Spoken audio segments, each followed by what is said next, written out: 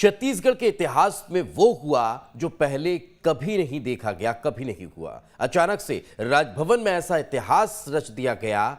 मामला आदिवासियों से जुड़ा हुआ था, तो उनके हक से जुड़ा हुआ था, बात उनके हित की थी, तब फिर ये होना कहीं ना कहीं लाजमी भी था। यही कारण था कि छत्तीसगढ़ की राज्यपाल ने ऐतिहासिक निर्णय लेकर राजभवन परिसर में ही आदिवासी पंचायत शुरू कर दी। हाथों में संविधान की पुस्तक, संविधान के तहत हक की लड़ाई। अपने हक के लिए ये लोग 300 किलोमीटर पैदल चलकर बस्तर से रायपुर पहुंचे हैं। ये नाखुश हैं सरकार की सौगात से। इनका कहना है कि इनको ये सौगात गैर कानूनी तरीके से दी गई है, जो इन्हें मंजूर नहीं है। इनकी मांग है कि बस्तर नगर पंचायत को फिर ग्राम पंचायत बनाया जाए। सिर्फ आश्वासन ही मिला है। नगर पंचायत जो नगर पालिका अधिनियम है, इसको यानी कि हम जो भी है नगर पंचायत, इससे हम लोग त्रस्त आ चुके हैं। यहाँ के आदिवासी, जो बस्तर क्षेत्र के आदिवासी, सब थक गए हैं उस प्रशासन से, उस प्रशासन व्यवस्था से। इसीलिए उसका विखंडन कर हमको पुनः ग्राम पंचायत की मांग है। बस्तर से पहुंचे ये आदिवासी सीधे राजभवन पहुंचे। उन्होंने राज्यपाल से मुलाकात कर संविधान के तहत कार्रवाई की मांग की। हमारी एक ही मांग है, हमारी जो परंपरा पहले से चले आ रहा है, ग्राम सभा बोल के उसको बोलते हैं।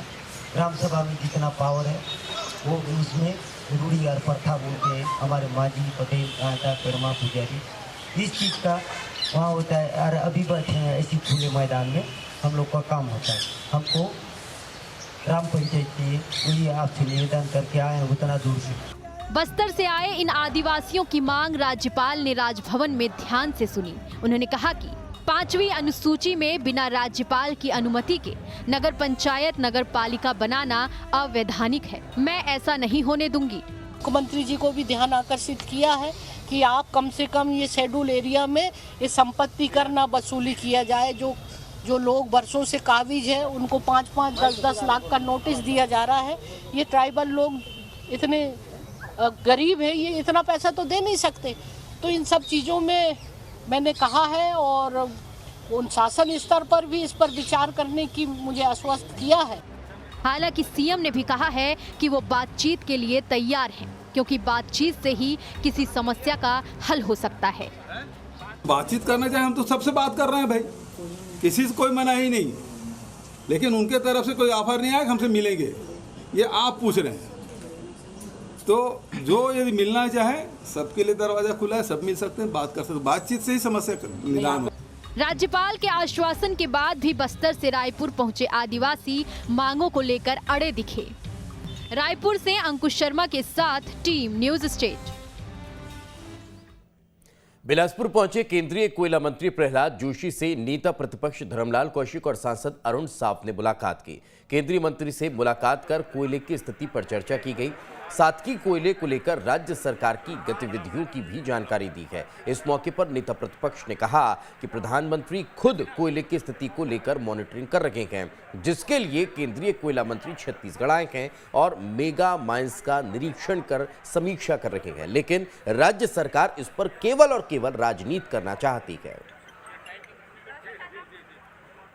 केंद्र सरकार पूरे देश की चिंता और छत्तीसगढ़ की चिंता, प्रधानमंत्री जी मॉनिटरिंग खुद करा रहे हैं। कोयला मंत्री जी इस विषय को लेकर के आज यहाँ पर छत्तीसगढ़ आगमन हुआ है। गेवरा, दीपिका वो स्वयं जाएंगे, उसकी समीक्षा करेंगे। लेकिन मंत्री जी ने एक बात स्पष्ट जो हम सबके सामने में रखे हैं कि जितना रिक्वायरमेंट है हम उससे ज़्यादा कोयला की आपूर्ति अभी तक कर चुके हैं और आने वाले समय में दिक्कत नहीं आएगी। मुझे लगता है कि राज्य सरकार राजनीति करना चाहती है इस पर, लेकिन केंद्र का रुख स्पष्ट है। वास्तव में जो उत्पादक कंपनियां हैं उनको जितना स्टॉक रखना चाहिए था, उनके पास स्टॉक की कमी के कारण से हुआ है। सप्लाई की कमी के कारण बिजली का संकट नहीं आया।